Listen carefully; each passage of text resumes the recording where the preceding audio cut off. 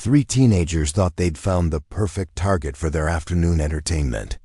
A quiet crossing guard in a small town, standing alone at her post. What they didn't know was that beneath that bright safety vest was a badge, and behind those patient eyes was 15 years of law enforcement experience. Their cruel game was about to become the biggest mistake of their lives. Before we jump back in, tell us where you're tuning in from, and if this story touches you, make sure you're subscribed because tomorrow I've saved something extra special for you. The October morning air carried the scent of fallen leaves through the streets of Millbrook, a town where everybody knew everybody, and secrets were as rare as snow in July. Sarah Martinez adjusted her reflective crossing guard vest and checked her watch. 7:45 a.m. In 15 minutes, the elementary school children would begin their daily trek across Oak Street, and she'd be there to ensure their safe passage, just as she had been every school day for the past 8 months. Sarah had taken the crossing guard position after requesting a temporary leave from her duties as a detective with the Millbrook Police Department. The decision hadn't been easy, but after witnessing a horrific car accident involving a child in a neighboring town, she'd felt compelled to do something more direct about pedestrian safety. Her captain, Frank Rodriguez, had initially resisted the idea of having one of his best detectives directing traffic, but Sarah's determination had won out. She'd convinced him that community policing took many forms, and sometimes the most important work happened at street level. The job paid significantly less than her detective salary, but Sarah had savings, and more importantly, she had purpose. Every morning, she'd wake up knowing that her presence at that crosswalk might be the difference between a child making it home safely and a family receiving the worst news of their lives. She'd seen too many accident reports, knocked on too many doors with devastating news, to take pedestrian safety lightly. What the community didn't know was that Sarah had specifically requested to work the Oak Street crossing. For months, she'd been tracking a pattern of reckless driving complaints in the area, particularly during school hours. Parents had reported near misses, aggressive drivers, and general disregard for the school's own speed limits. The crossing guard position allowed her to observe traffic patterns firsthand while protecting the children, and she'd already compiled a substantial file of license plate numbers and driving infractions that would eventually lead to citations and, in some cases, more serious charges. Sarah's reputation in the department was built on her methodical approach to investigations and her ability to remain calm under pressure. She'd worked everything from domestic disturbances to armed robberies, always maintaining her composure and thinking several steps ahead. Her colleagues respected her judgment, and criminals had learned to fear her thorough preparation and unwavering pursuit of justice. The morning routine at the crossing was typically uneventful. Sarah would arrive at 7:30, survey the area for any potential hazards, and then take her position at the crosswalk. The first wave of students usually arrived around 8 o'clock, followed by stragglers until about 8:15. Most days, she'd exchange pleasantries with regular commuters, wave to familiar faces, and occasionally have to remind a hurried driver about the speed limit. But this particular Tuesday felt different from the moment she stepped out of her car. There was a tension in the air, a sense that something was brewing. Sarah had developed an intuition about these things during her years in law enforcement, a sixth sense that had saved her life more than once. She couldn't pinpoint exactly what was bothering her, but she remained alert, her trained eyes scanning the street more carefully than usual. The first sign of trouble came at 8:10 a.m., when she noticed three teenagers loitering near the bus stop about 50 yards down the street. They weren't waiting for a bus. The routes to the high school ran on a different schedule, and these kids were clearly too old for elementary school. More concerning was their behavior. They kept glancing in her direction, whispering among themselves, and occasionally erupting in the kind of laughter that suggested they were planning something they shouldn't be. Sarah recognized the type immediately. In her years of police work, she'd encountered countless groups of teenagers who thought they were invincible, who believed that authority figures existed solely for their entertainment. These three fit the profile perfectly: cocky postures, expensive sneakers that suggested they came from families with money, and the kind of swagger that indicated they'd never faced real consequences for their actions. The tallest of the group, a lanky kid with bleached hair and a Letterman jacket, appeared to be the ringleader. He was the one doing most of the talking, gesturing toward Sarah with increasing animation. The other two, a stocky boy with a shaved head and a smaller kid with thick glasses, hung on his every word, occasionally adding their own comments and laughing at his jokes. Sarah continued her duties, helping a group of second graders cross the street safely, but she kept the teenagers in her peripheral vision. Her instincts told her they were working up to something, and she wanted to be ready when they made their move. The morning rush was winding down when the three boys finally approached. They walked with exaggerated casualness, hands in pockets, trying to look nonchalant while clearly excited about whatever they had planned. Sarah watched them come, her expression neutral but her mind racing through possibilities and responses. "Hey lady," the tall one called out when they were about 10 feet away. "Nice vest. You get that from the reject pile at the thrift store?" His friends snickered, emboldened by their leader's opening salvo. Sarah had dealt with worse taunts from actual criminals, so teenage insults barely registered. She simply nodded politely and continued to focus on the crosswalk, where a few more students were approaching. "I'm talking to you," the boy continued, his voice carrying a note of irritation at being ignored. "Don't you have anything to say?" Sarah turned to face them fully, her expression calm and professional. "Good morning. You boys should be getting to school. Classes start soon." The response wasn't what they'd expected. They'd clearly hoped to provoke anger or fear, but Sarah's measured tone and steady gaze seemed to deflate their initial enthusiasm. The stocky boy shifted uncomfortably, and the one with glasses took a small step backward, but the ringleader wasn't ready to give up. "School doesn't start for another hour, Grandma. Maybe you should mind your own business."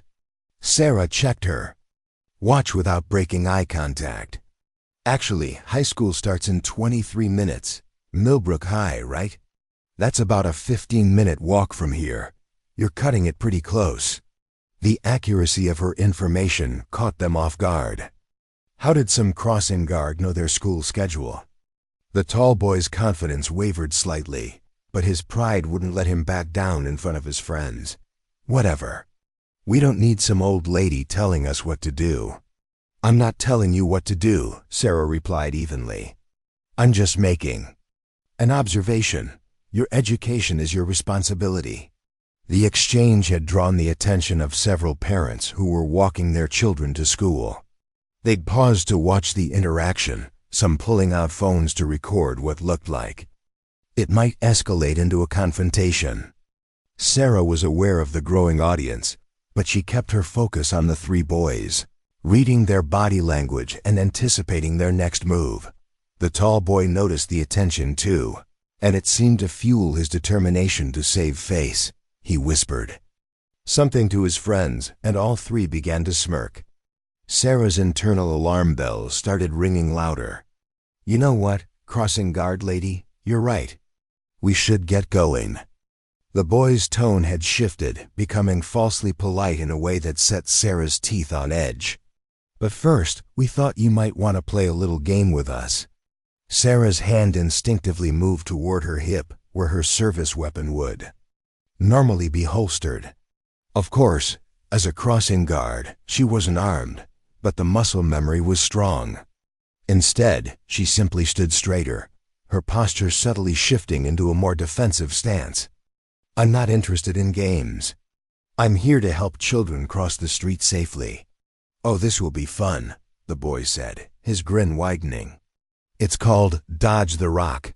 He reached into his backpack and pulled out a handful of small stones, the kind used for landscaping. His friends did the same, and suddenly Sarah found herself facing 3 teenagers armed with projectiles, surrounded by witnesses who were too far away to intervene effectively. The situation had escalated from verbal harassment to potential assault, and Sarah's training kicked in immediately. She began calculating distances, escape routes, and response options. The boys were spread out in a loose semicircle, blocking her most direct path to safety. Behind her was the busy street, and to her sides were parked cars that would provide some cover but also limit her mobility. "Last chance to apologize for being rude," the ringleader announced, tossing one of the rocks up and catching it.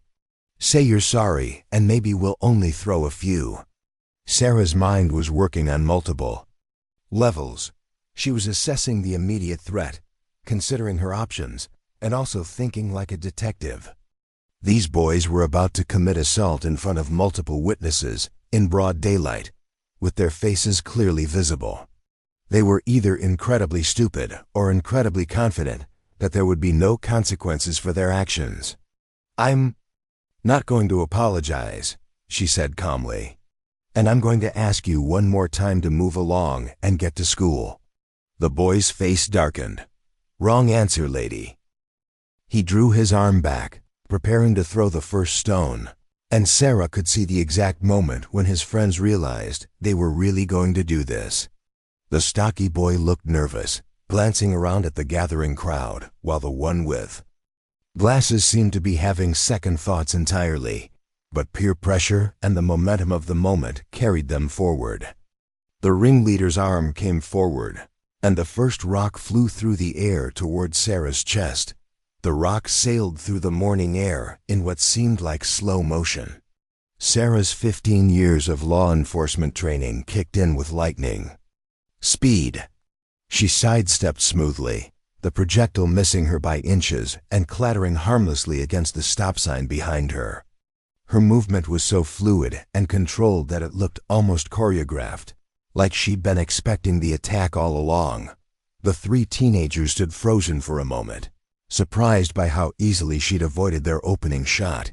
They'd expected her to flinch, to cry out, maybe even to fall down dramatically. Instead, she'd move with the precision of someone who'd faced far worse threats than a handful of landscaping stones. Preparing and narrating this story took us a lot of time, so if you are enjoying it, subscribe to our channel. It means a lot to us. Now back to the story. "Interesting," Sarah said, her voice carrying a new edge that made the boy with glasses take another step backward. "Assault with a deadly weapon. That's a felony in this state." The ringleader's confidence faltered slightly, but his pride wouldn't let him back down. "It's just a rock, lady. Don't be so dramatic." "A projectile thrown with intent to cause bodily harm," Sarah corrected, her tone taking on the clinical precision she'd perfected during years of courtroom testimony.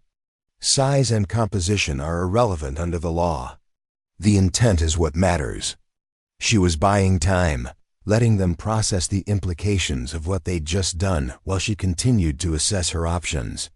The growing crowd of onlookers had shifted from curious to concerned, with several parents now actively recording the confrontation on their phones. Sarah could see Mrs. Patterson from the corner house talking rapidly into her cell phone, probably calling the police, though they had no idea their crossing guard was already law enforcement. The stocky boy shifted nervously, clearly having second thoughts about the whole enterprise. "Maybe we should just go, Tyler. We're gonna be late for the first period." So the ringleader's name was Tyler. Sarah filed that information away automatically, along with the physical descriptions and behavioral patterns she'd been cataloging since they'd first approached. Tyler was about 6 feet tall, approximately 170 pounds, with bleached hair that suggested he cared about his appearance. His letterman jacket indicated he was probably an athlete, which would make him easy to identify through school records. "We're not going anywhere until this old bat learns some respect," Tyler snarled, pulling another rock from his backpack. Nobody ignores Tyler Brennan. There it was, a full name, practically gift-wrapped. Sarah almost smiled at how these kids were making her job easier. Not only were they committing crimes in broad daylight with multiple witnesses, but they were also providing their own identification. The second rock came faster than the first, aimed directly at her face. Sarah ducked low and to the left, the stone whistling past her ear close enough that she could feel the air displacement. This one had been thrown with real malice, intended to cause serious injury. "That's 2 counts of assault," she announced, straightening up. "Keep going, and we'll be looking at a pattern of escalating violence." Tyler's face was flushed with anger and embarrassment. His friends were watching, the whole street was watching, and this crossing guard was making him look like a fool. He reached into his backpack and pulled out a larger rock, this one about the size of a baseball. "Shut up!"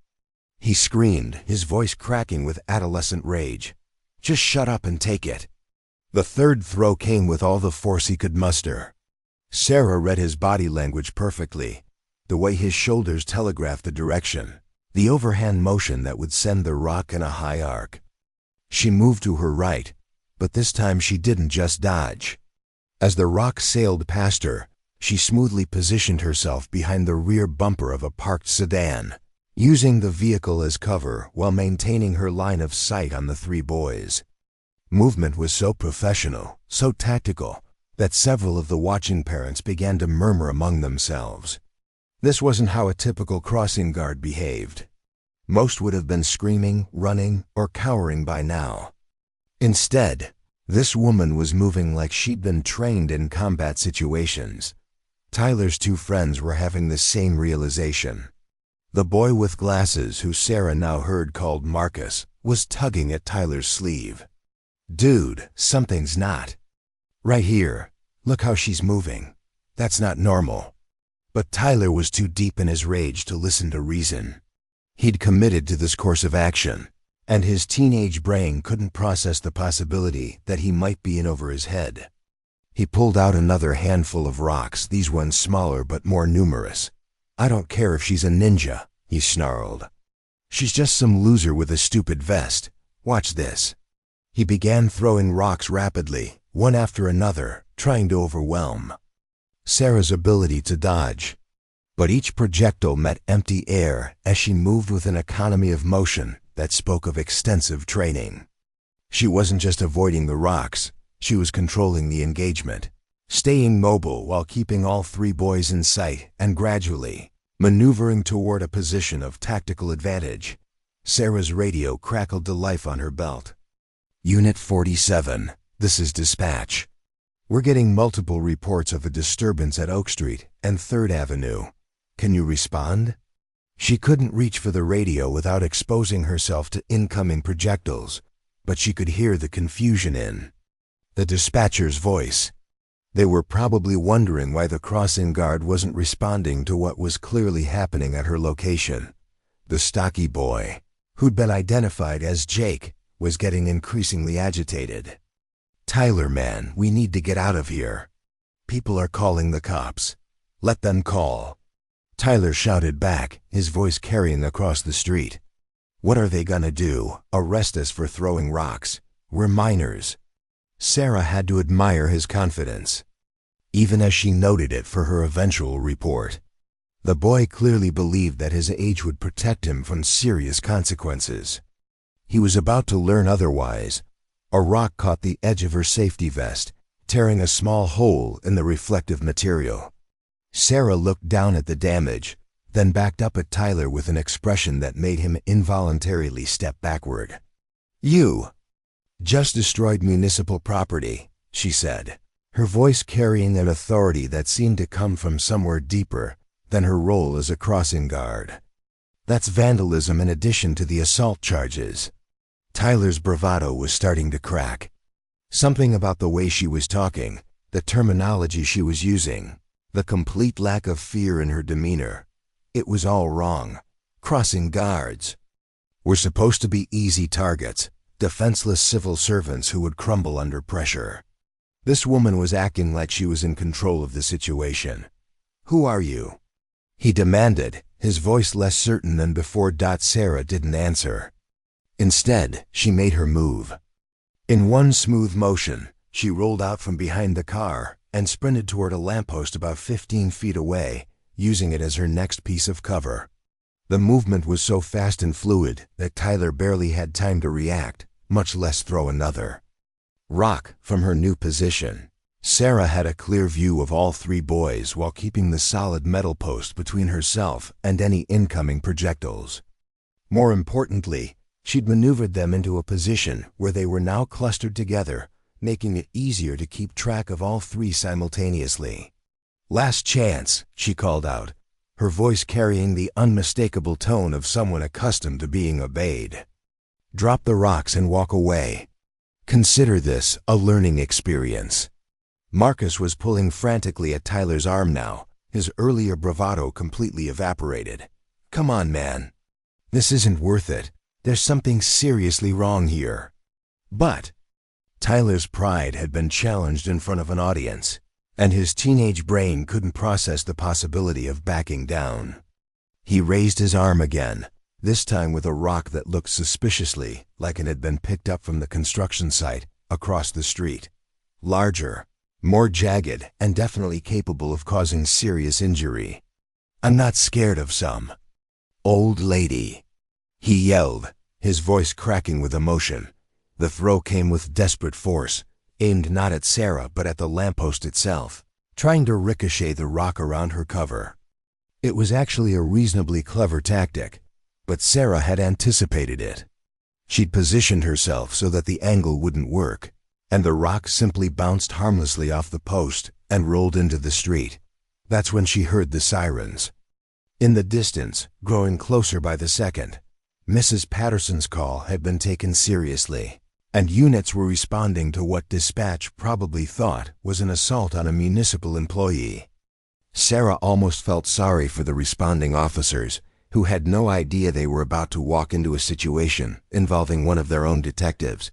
Tyler heard the sirens too, and for the first time, real fear crept into his expression.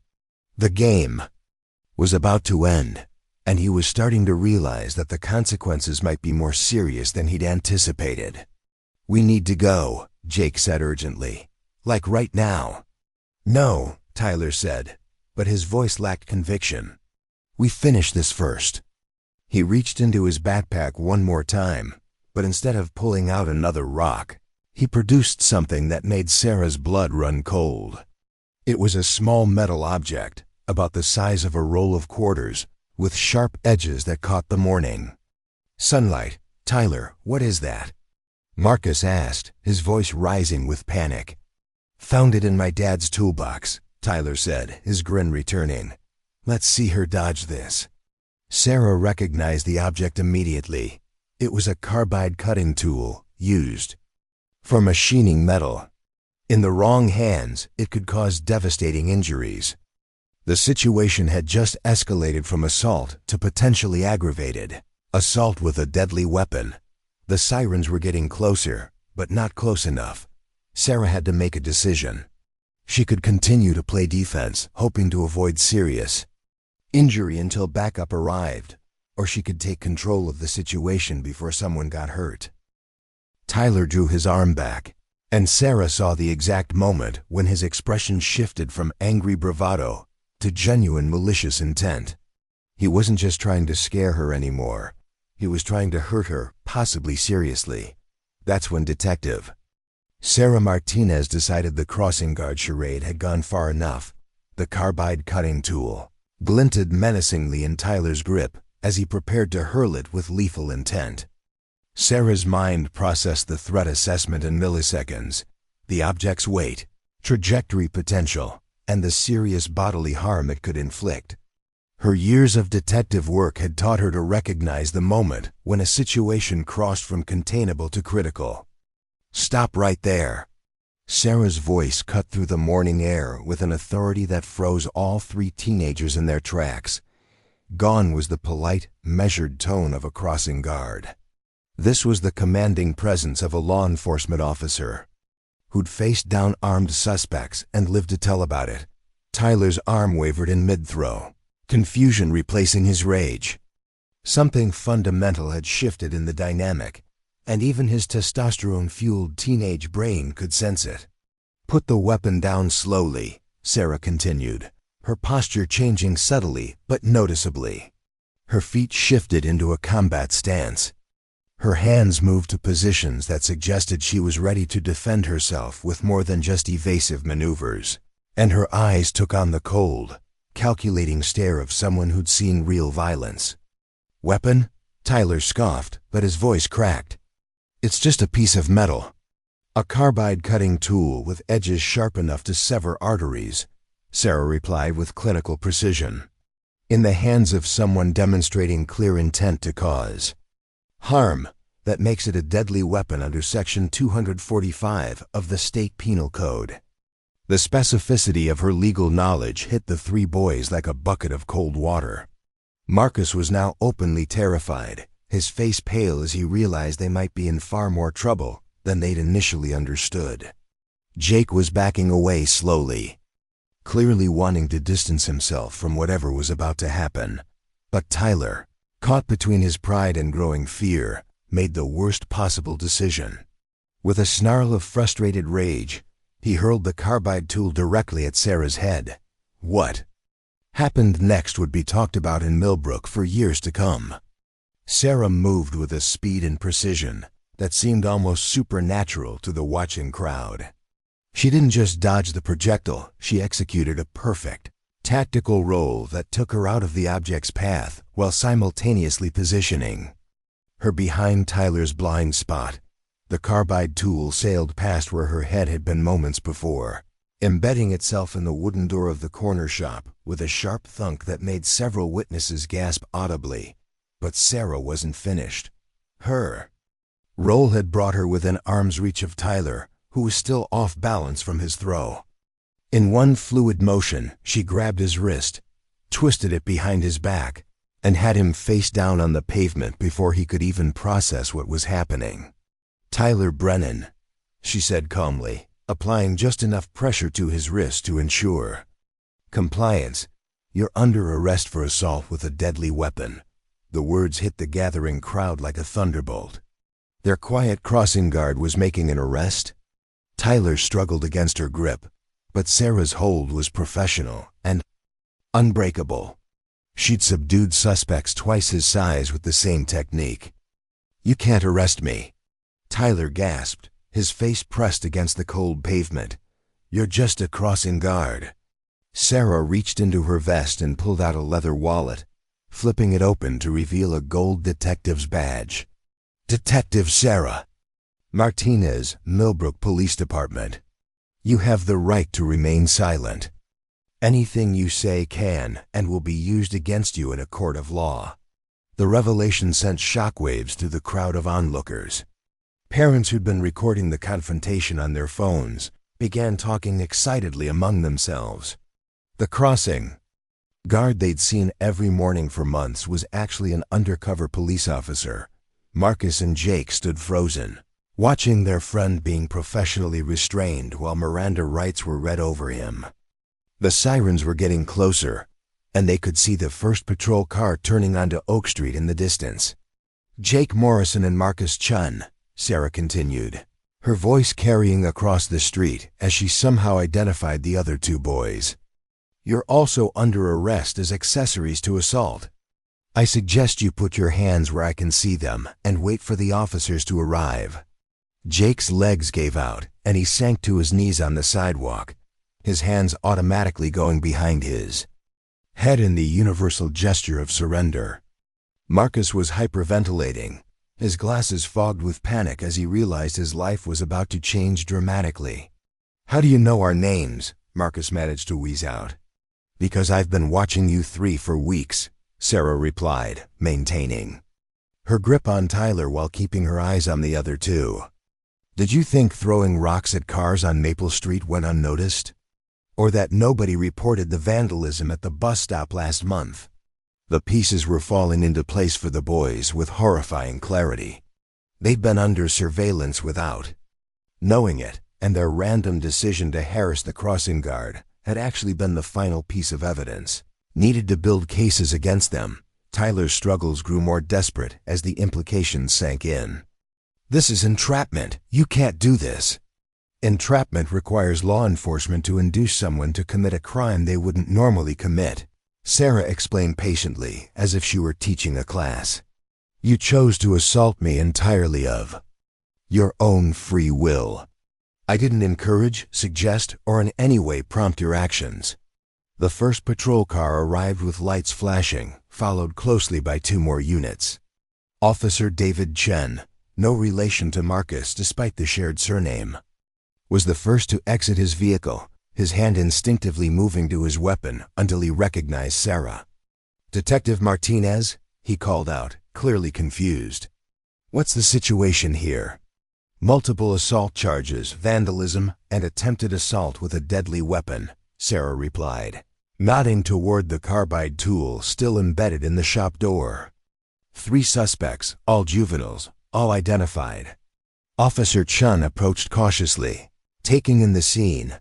One teenager face down with Sarah maintaining control, another on his knees with his hands behind his head, and a third hyperventilating, but compliant. A crowd of perhaps 30 witnesses, many still recording with their phones. "Are you injured, detective?" Chun asked, pulling out his handcuffs. "Negative. Clothing damage only." Sarah gestured to the tear in her safety vest. All projectiles missed their intended targets. As Officer Chun took custody of Tyler, Sarah finally stood up, brushing off her knees. The transformation was remarkable. Gone was any pretense of being a mild-mannered crossing guard. She moved with the confidence and authority of someone completely comfortable with law enforcement procedures. "Detective Martinez," came a familiar voice from behind her.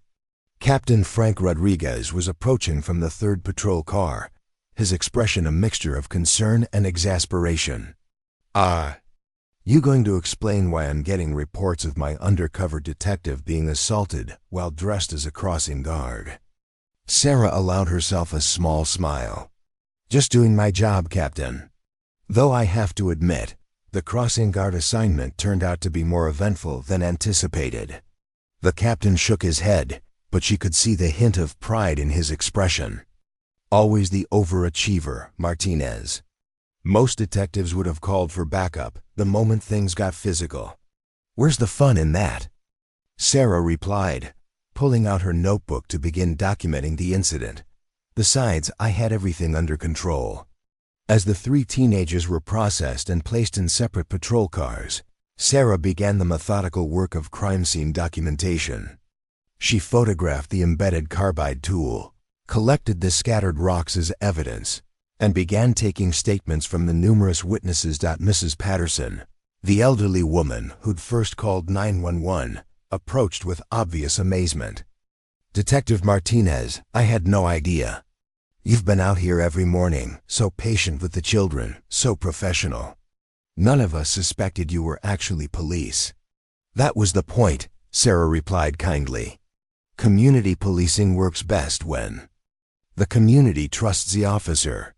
I wanted to earn that trust honestly. The irony wasn't lost on her.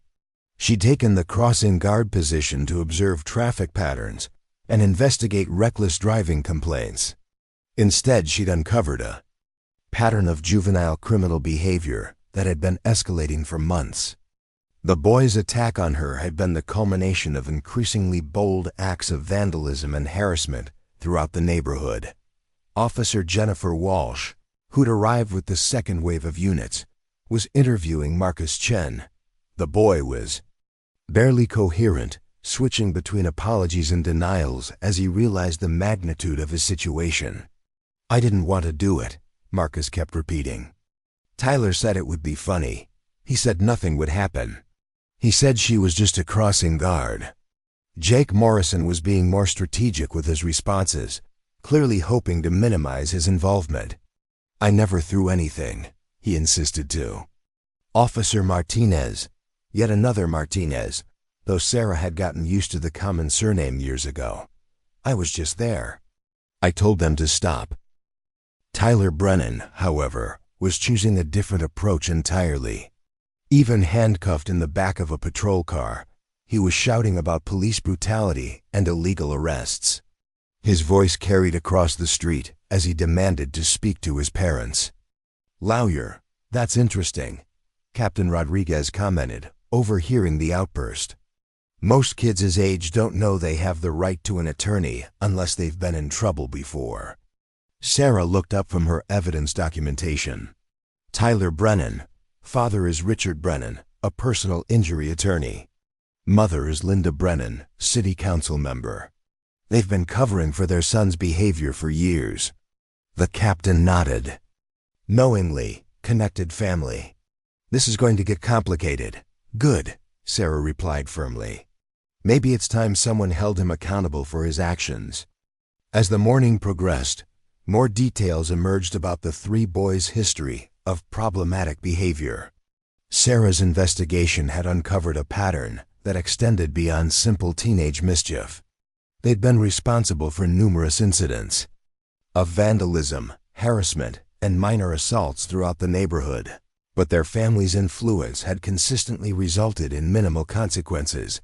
The attack on Sarah had been their biggest mistake, not just because she was a police officer, but because it had been witnessed by dozens of people and recorded by multiple cameras. There would be no covering this up, no reducing charges, no making it disappear with a few phone calls. Detective Lisa Park arrived to assist with the investigation, bringing additional evidence that had been collected over the previous weeks. Park had been working parallel to Sarah's crossing guard assignment, following up on the various complaints and reports that had been filed. "We've got them on at least 6 separate incidents," Park reported, spreading out photos and police reports. The rock throwing at passing cars, the graffiti at the bus stop, harassment of other crossing guards at different schools. This morning's assault was just the most serious in a pattern of escalating behavior. Sarah studied the evidence with professional interest. What about the parents? Any previous contact? Multiple calls to the Brennan household about Tyler's behavior usually resulted in donations to the Police Benevolent Fund and promises that it wouldn't happen again. The captain rubbed his temples, clearly anticipating the political pressure that would come with arresting the city council members. "Son, what are we looking at for charges?" Sarah consulted her notes. For Tyler, assault with a deadly weapon, multiple counts of simple assault, vandalism, disturbing the peace. For the other two, accessory to assault, conspiracy, possibly aiding, and abetting depending on how the DO wants to play it. And the evidence? Overwhelming. Multiple witnesses, video recordings, physical evidence embedded in the shop door, and their own admissions of guilt. The captain looked satisfied. "Then we do this by the book. No special treatment, no reduced charges, no deals. These kids need to learn that actions have consequences." As the immediate crisis wound down, Sarah found herself reflecting on the morning's events. She'd taken the crossing guard position to protect children and investigate traffic violations. Instead, she'd ended up arresting 3 teenagers for assault. Sometimes police work took unexpected turns, but justice had still been served. 2 weeks after the incident on Oak Street, the ripple effects were still spreading through Millbrook like cracks in a windshield. The story had exploded across local media, then social media, and eventually caught the attention of national news outlets hungry for a feel-good story about justice prevailing. Undercover detective disguised as crossing guard takes down teen bullies had become the headline that launched 1,000 think pieces about community policing, juvenile crime, and parental accountability. Sarah Martinez sat in conference room B at the Millbrook Police Department, surrounded by case files, legal documents, and coffee cups that marked the long hours she'd been putting into ensuring the prosecution of Tyler Brennan. Jake Morrison and Marcus Chun would stick. Across from her, District Attorney Rebecca Walsh reviewed the mountain of evidence with obvious satisfaction. "This might be the most thoroughly documented assault case I've ever seen," Walsh commented, flipping through photographs of the embedded carbide tool, witness statements, and frame-by-frame analysis of the cell phone videos. Usually we're scrambling to piece together what happened. Here, we have multiple angles of a HD video showing the entire sequence of events. Sarah nodded, organizing her notes for what would likely be her final briefing before the preliminary hearings began. What's the status of the plea negotiations? Interesting developments there, Walsh replied, pulling out a separate folder. The Morrison and Chun families are both pushing hard for plea deals. Their lawyers are painting them as followers who got caught up in Tyler's influence. They're offering community service, anger management classes, and restitution for damages. And Tyler? Walsh's expression hardened. The Brennan family is taking a very different approach. Richard Brennan has hired Marcus Sullivan from the city. You know, the guy who got that pharmaceutical executive acquitted last year. They're claiming police entrapment, excessive force during the arrest, and violation of constitutional rights. Sarah had expected this. Wealthy families with connections rarely went down without a fight, especially when their golden child's future was at stake. What's their specific argument? They're claiming you violated their son's Fourth Amendment rights by conducting surveillance without a warrant. They're saying the crossing guard position was a pretext to spy on minors, and that any evidence gathered should be suppressed as fruit of the poisonous tree. The argument was creative but fundamentally flawed, and Sarah had anticipated it during her weeks of preparation. The surveillance was conducted in a public space during the commission of crimes. No reasonable expectation of privacy exists on a public street, and the boys' activities were clearly visible to any passerby. I know that, you know that, but Sullivan is going to argue it anyway. He's also claiming you used excessive force during the arrest. Sarah almost laughed. Excessive force? I used a standard control hold that's taught in every police academy in the country. Tyler wasn't injured, wasn't struck, wasn't even significantly bruised, and it was all captured on video. Rich families can afford to throw everything at the wall and see what sticks, Walsh said with a shrug. But honestly, I'm not worried. We have them dead to rights, and the evidence is overwhelming. The door opened, and Captain Rodriguez entered with Detective Park close behind. Both looked tired, but determined as they settled into chairs around the conference table. Update from the school district, Rodriguez announced without preamble. All 3 boys have been suspended pending the outcome of criminal proceedings. Tyler's been kicked off the football team permanently, and there's talk of expulsion if he's convicted. What about the other incidents we uncovered? Sarah asked. Park consulted her tablet. We've connected them to 7 additional cases of vandalism and harassment over the past 6 months. The evidence is circumstantial for most of them, but combined with the assault charges, it paints a picture of escalating criminal behavior. Any victims willing to testify? 3 families have come forward since the story broke. Apparently, Tyler and his friends had been targeting people they perceived as easy marks, elderly residents, single mothers, anyone they thought wouldn't fight back. Park's voice carried a note of disgust. One elderly man was hit in the shoulder with a rock while walking his dog. He never reported it because he didn't think anyone would believe him. Sarah felt her jaw tighten. The boy's behavior had been far more extensive and malicious than even she had suspected. What's the timeline for prosecution? Preliminary hearings start next week, Walsh replied. Morrison and Chun will probably plead out before then. Tyler's going to trial. His father is convinced he can beat the charges. Rodriguez leaned back in his chair. Speaking of which, Sarah, you need to be prepared for what's coming. The Brennan family has connections throughout the city. They're going to try to make this about you rather than their son's behavior. Sarah had been a police officer long enough to understand how these games were played. What kind of attack should I expect? There are already floating stories about overzealous policing and questioning why a detective was working as a crossing guard. In the first place, Linda Brennan has been making calls to other city council members, suggesting this was some kind of setup. "Let them talk," Sarah said firmly. "The evidence speaks for itself.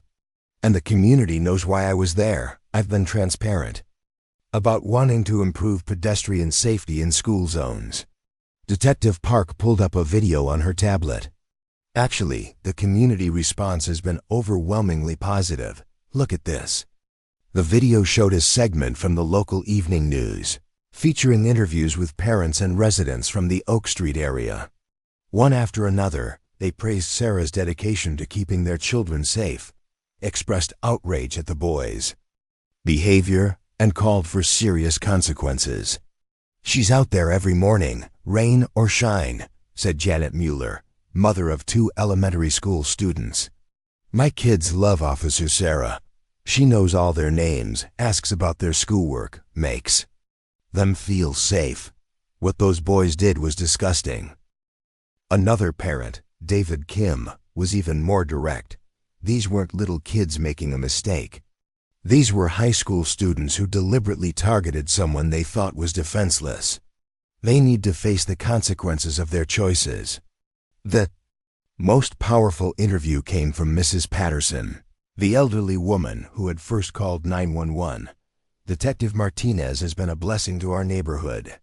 She didn't just stand there and direct traffic. She got to know us, became part of our community. Those boys thought they could intimidate her because she was just a crossing guard. They learned otherwise." Walsh turned off the video. "Public opinion is definitely on our side. The Brennan family's attempts to control the narrative aren't working." "What about the boys themselves?" Sarah asked. "Any indication of remorse or understanding of what they've done?" Park shook her head. "Morrison and Chun seem genuinely frightened and remorseful. Their families have had them in counseling, and they've both written apology letters, though their lawyers won't let them send them until after the case is resolved." "And Tyler?" "Still maintaining his innocence. His social media accounts were scrubbed immediately after the arrest, but we managed to capture screenshots before they disappeared. He was bragging about putting that old lady in her place just hours before the incident occurred." Rodriguez grimaced. "Premeditation. That helps establish intent." The discussion was interrupted by a knock on the conference room door.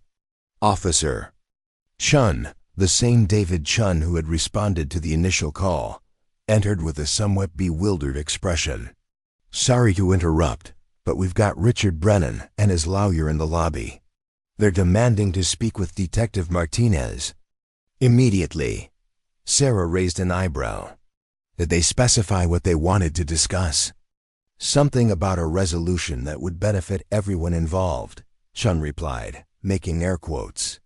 The lawyer used the phrase "avoiding unnecessary trauma for all parties." Walsh and Rodriguez exchanged knowing looks. This was exactly the kind of pressure they'd expected from a connected family trying to make their son's problems disappear. "Do I have to meet with them?" Sarah asked. "Absolutely not," Walsh replied firmly. "In fact, I'd strongly advise against it. Anything they want to discuss should go through official channels. Tell Mr. Brennan and his attorney that Detective Martinez is unavailable," Rodriguez instructed Officer Chun. "If they want to discuss the case, they can contact the district attorney's office through proper channels." After Chun left, the room fell silent for a moment. Everyone understood the subtext of the Brennan family's attempt at direct contact. They were looking for a way to pressure Sarah into softening her testimony or agreeing to reduce charges. "They're getting desperate," Park observed. "Rich families are used to problems going away quietly. The fact that this case has gotten so much public attention means they can't just make it disappear with money and connections." Sarah stood and walked to the window overlooking the parking lot. She could see Richard Brennan pacing angrily beside an expensive German sedan while his lawyer spoke rapidly into a cell phone. The sight reinforced her determination to see this case through to its conclusion. "What happens to the boys if they're convicted?" she asked, not turning from the window. "Morrison and Chun are looking at probation, community service, and juvenile records that will be sealed when they turn 18, Walsh replied. Tyler's case is more serious. Given his age and the severity of the charges, he could be tried as an adult. If convicted, he's looking at potential jail time and a permanent criminal record. Good, Sarah said simply. Actions have consequences. Maybe if he'd learned that lesson earlier, we wouldn't be here today. Rodriguez cleared his throat. There's something else we need to discuss. The department has received several commendations for your work on this case. Community groups want to present you with awards, and there's talk of using this incident as a model for community policing initiatives. Sarah finally turned back to the group. I appreciate the recognition, but I was just doing my job.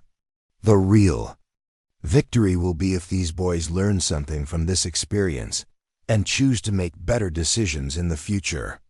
What about you? Park asked. Are you planning to go back to the crossing guard position? Actually, yes, at least until the end of the school year. The kids have gotten used to seeing me there, and I want to maintain that consistency for them. Plus, there are still traffic issues in that area that need monitoring. Walsh gathered her papers, preparing to leave for another meeting. The preliminary hearings are scheduled for Tuesday morning. Morrison and Chun will probably enter plea agreements that day.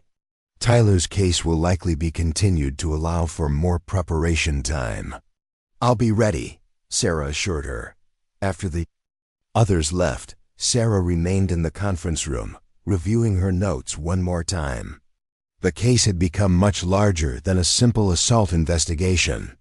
It had highlighted issues of privilege, accountability, and the importance of community policing that extended far beyond 3 teenagers.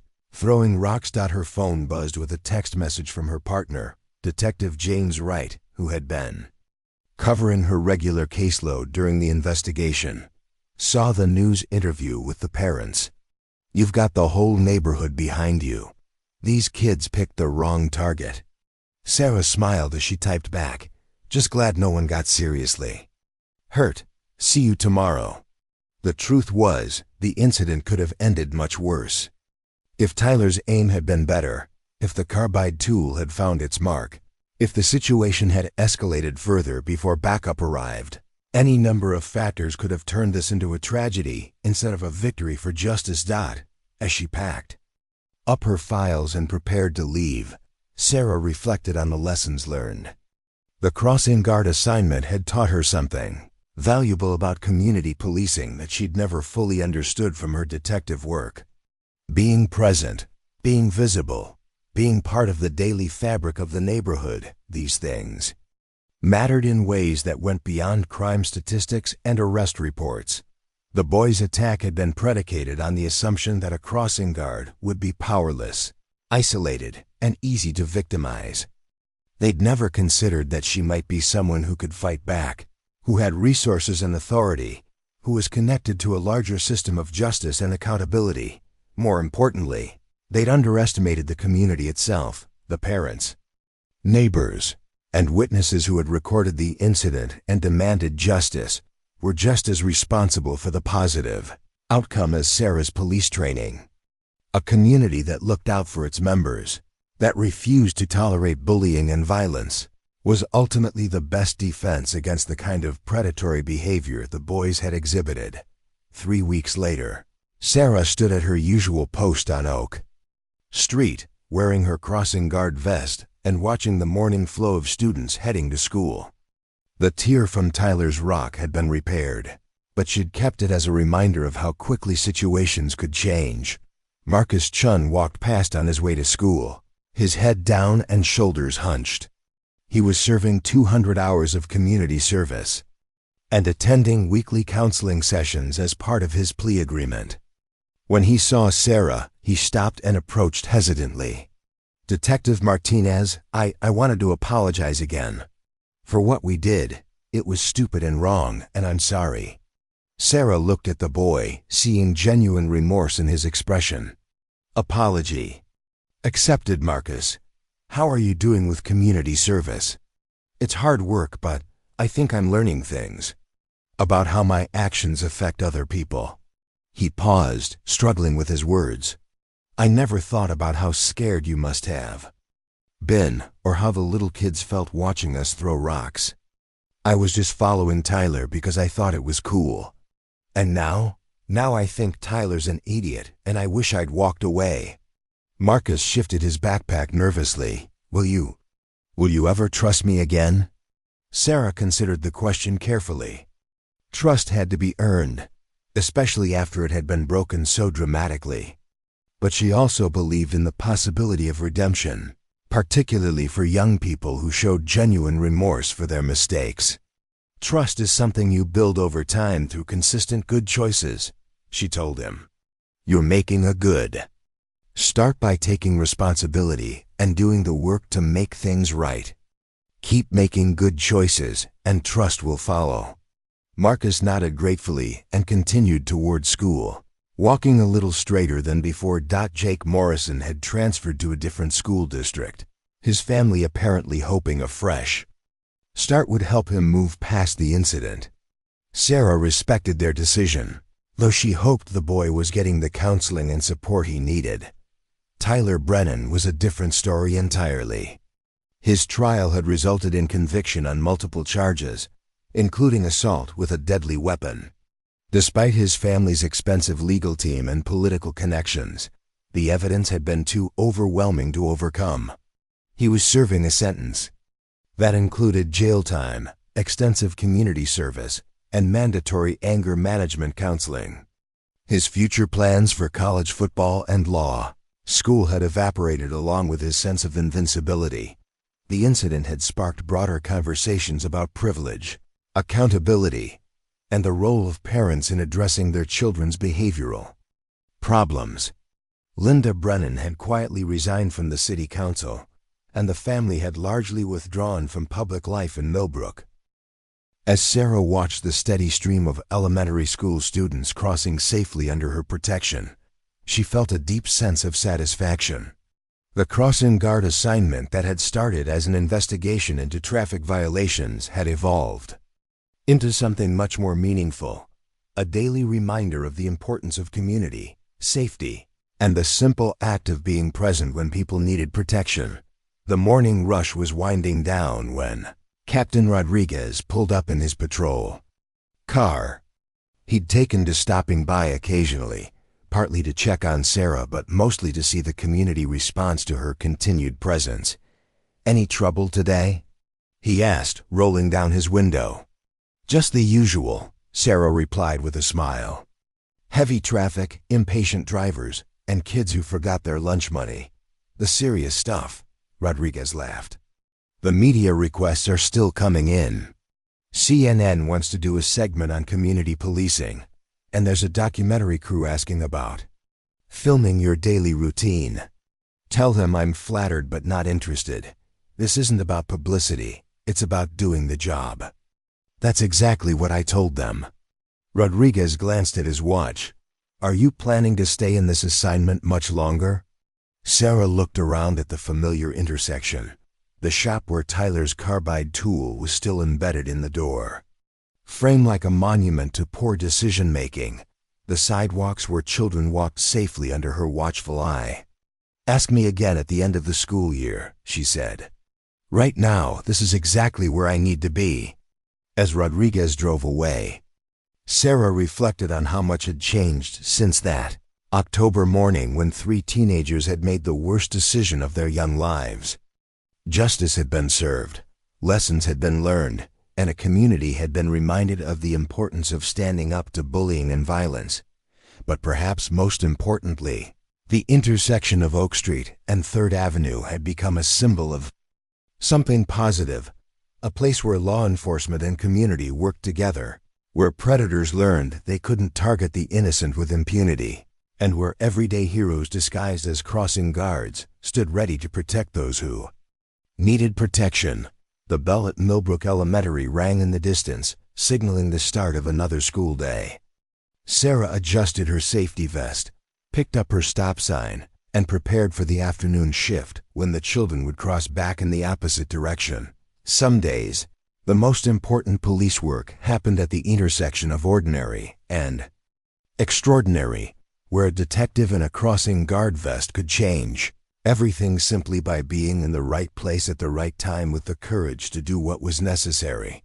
The streets were safer, the children were protected, and justice had prevailed. In Sarah Martinez's book, That Made for a Very Good Day Indeed, 6 months after the incident, Sarah received an unexpected phone call that would add another chapter to the story. Detective Park was on the other end of the line, her voice carrying a mixture of excitement and disbelief. "Sarah, you're not going to believe this. We just got a call from the Springfield Police Department. They've been investigating a series of assaults targeting crossing guards and school personnel. The pattern matches what we dealt with here in Millbrook." Sarah set down her coffee and reached for her notepad. How many incidents? 7 confirmed attacks over the past 3 months. Rocks thrown at crossing guards, harassment of school bus drivers, vandalism of safety equipment. The thing is, they think our case might have inspired copycat behavior. The irony wasn't lost on Sarah. The very incident that had brought justice to Millbrook might have inadvertently encouraged similar behavior elsewhere. What kind of perpetrators are we looking at? Mostly teenagers, ages 15 to 17. But here's the interesting part. Springfield PD thinks some of them might have connections to Tyler Brennan. Social media analysis shows several of the suspects were following his accounts before his arrest, and there's chatter about finishing what Tyler started. Sarah felt a chill run down her spine. Tyler's influence had apparently extended beyond his immediate circle, reaching other disaffected teenagers who saw his assault on a crossing guard as some kind of twisted inspiration. Rather than the criminal act it actually was, they want our help with the investigation, Park continued. Specifically, they want you to consult on protective strategies for crossing guards and help develop a profile of potential perpetrators. The request represented a significant expansion of Sarah's role from local crossing guard to regional expert on a growing phenomenon. It was both flattering and deeply concerning that her experience had become relevant to other communities dealing with similar threats. When do they need an answer? As soon as possible. They've got 3 crossing guards who've been attacked. In the past week alone, one of them ended up in the hospital with a concussion. Sarah made her decision immediately. Set up a meeting. This can't be allowed to spread. The following week, Sarah found herself in a conference room at Springfield Police headquarters, surrounded by detectives, school administrators, and crossing guard supervisors from 3 different jurisdictions. The scope of the problem was larger than anyone had initially realized. Detective Raymond Torres, the lead investigator for Springfield PD, presented a map showing incident locations across a tri-state area. Red pins marked confirmed attacks. Yellow pins indicated suspected related incidents, and blue pins showed copycat behavior that didn't quite fit the pattern, but seemed inspired by the original Millbrook case. We're looking at potentially dozens of incidents across multiple states, Torres explained. The common thread seems to be teenagers who view crossing guards as symbols of authority that can be safely challenged. Sarah studied the map with growing concern. Have you identified any central organizing influence? Online forums, social media groups, anything that might be coordinating these attacks? That's where it gets complicated, replied FBI agent Maria Santos, who had joined the investigation when it became clear the incidents crossed state lines. We've found evidence of communication between some of the perpetrators, but it's not a formal organization. It's more like a loosely connected network of kids who egg each other on. The agent pulled up screenshots from various social media platforms, showing conversations between teenagers discussing pranks and challenges involving school personnel. The language was deliberately vague, probably to avoid detection by automated monitoring systems, but the intent was clear. Tyler Brennan has become something of a folk hero in these circles, Santos continued. They see his attack on you as brave resistance against authority, completely ignoring the fact that he was convicted of multiple felonies. Sarah felt sick reading the posts that glorified Tyler's violence and encouraged others to follow his example. The boy she'd arrested had somehow become a symbol for a subset of teenagers who felt empowered to target people they perceived as vulnerable. "What's being done to address the online component?" she asked. "We're working with the platforms to identify and remove content that encourage violence," Santos replied. "But it's like playing whack-a-mole. New accounts pop up as fast as we can shut down the old ones." The meeting continued for several hours, with Sarah sharing her insights about the psychology of the attackers, the tactical considerations for crossing guards, and the importance of community support in preventing and responding to these incidents. "The key thing to understand," Sarah told the group, "is that these perpetrators choose their targets based on perceived vulnerability. They don't expect resistance, they don't anticipate consequences, and they certainly don't expect their victims to fight back effectively." She outlined a comprehensive strategy that combined improved training for crossing guards, better communication between schools and law enforcement, enhanced surveillance in problem areas, and community education about the importance of supporting school safety personnel. "We also need to address the root cause," she added. "These aren't random acts of violence. They're expressions of deeper problems: lack of respect for authority, disconnection from community consequences, and a social media environment that glorifies antisocial behavior."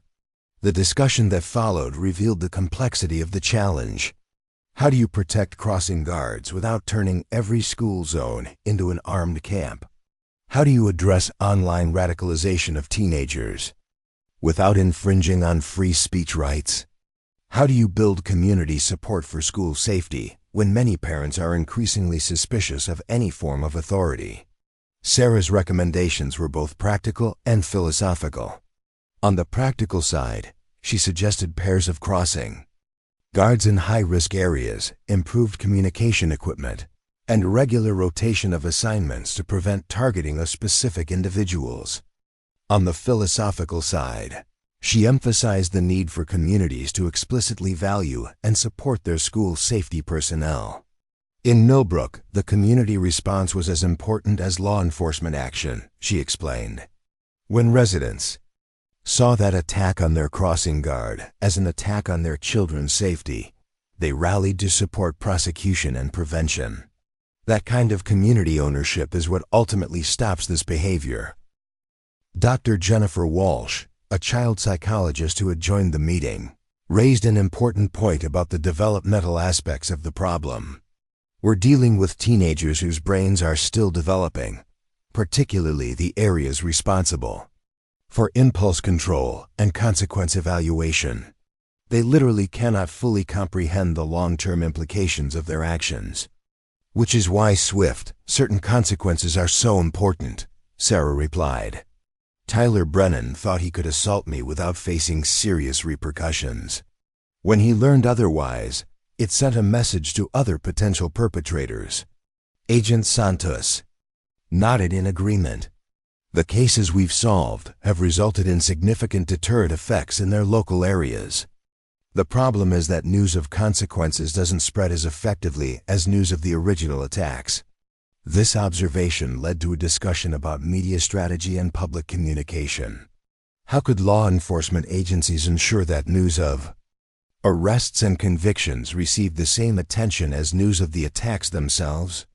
Sarah suggested a coordinated approach involving school districts, law enforcement agencies, and community organizations. "We need to make it clear that attacking school personnel isn't a prank or a joke. It's a serious crime with serious consequences."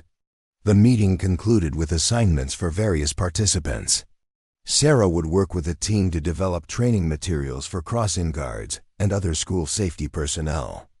Other attendees would focus on legislative approaches, technological solutions, and community outreach strategies. As she drove back to Millbrook that evening, Sarah reflected on how much her life had changed since that October morning when 3 teenagers had thrown rocks at her.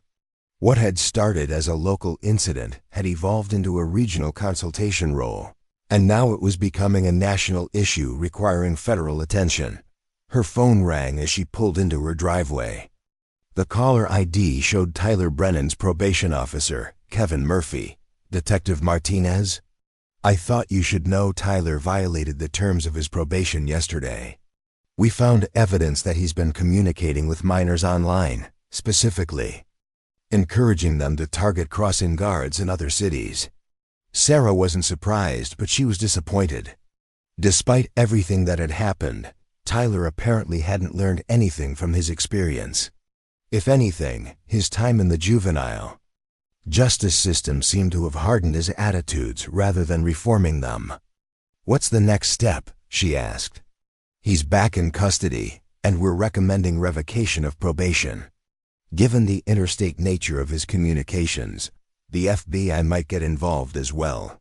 The conversation reminded Sarah that justice wasn't always a neat, clean process with clear endings. Some people learn from their mistakes and become better citizens.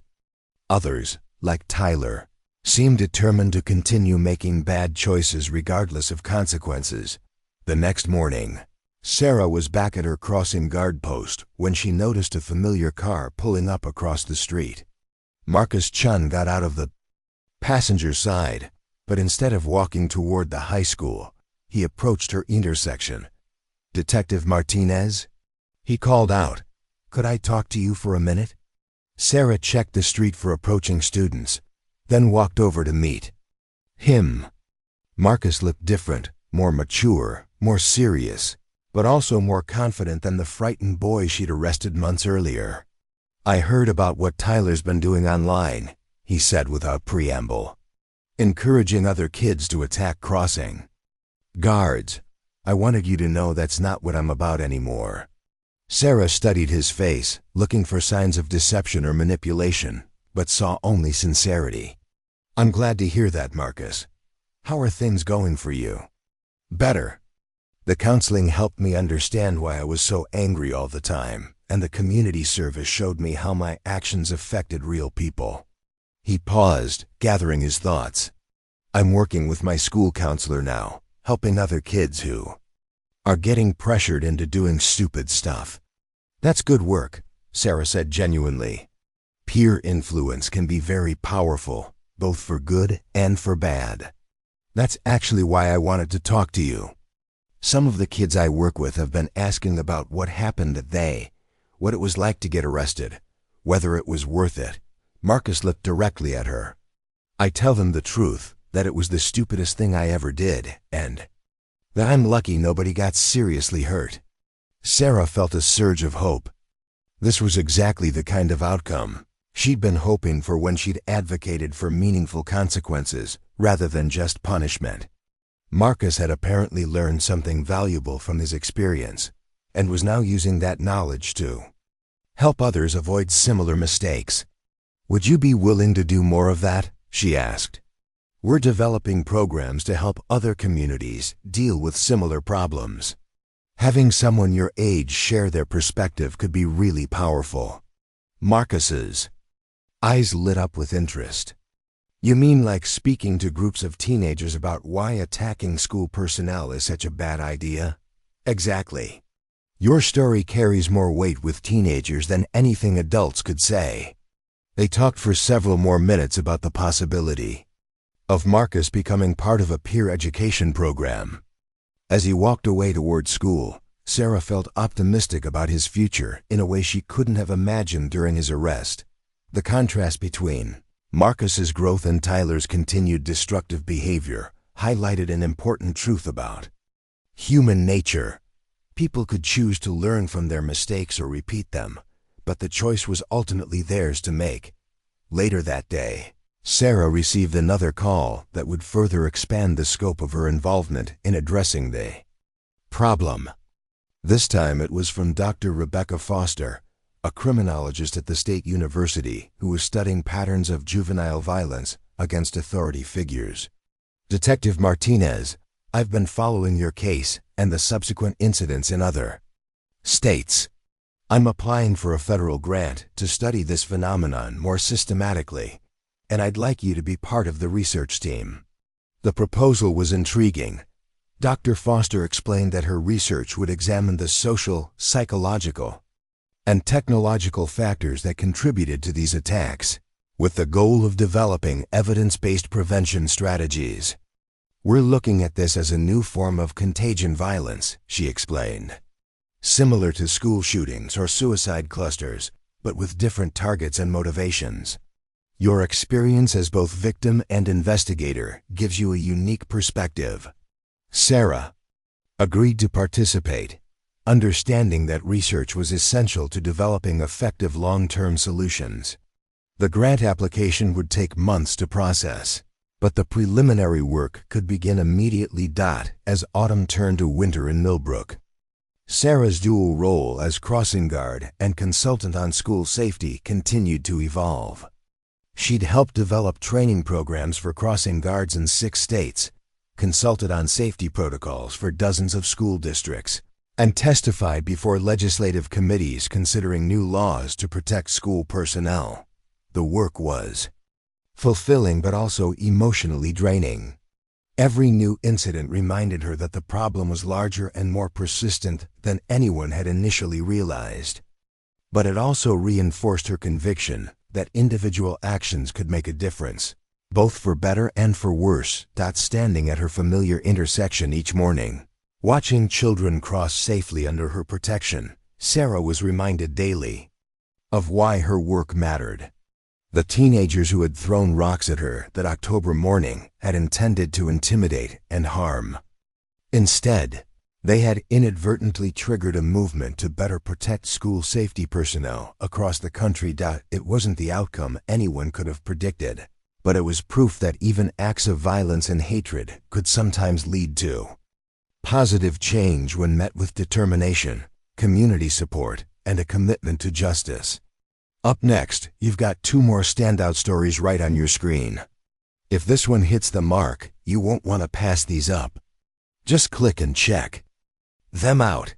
And don't forget to subscribe and turn on the notification bell so you don't miss any upload from us.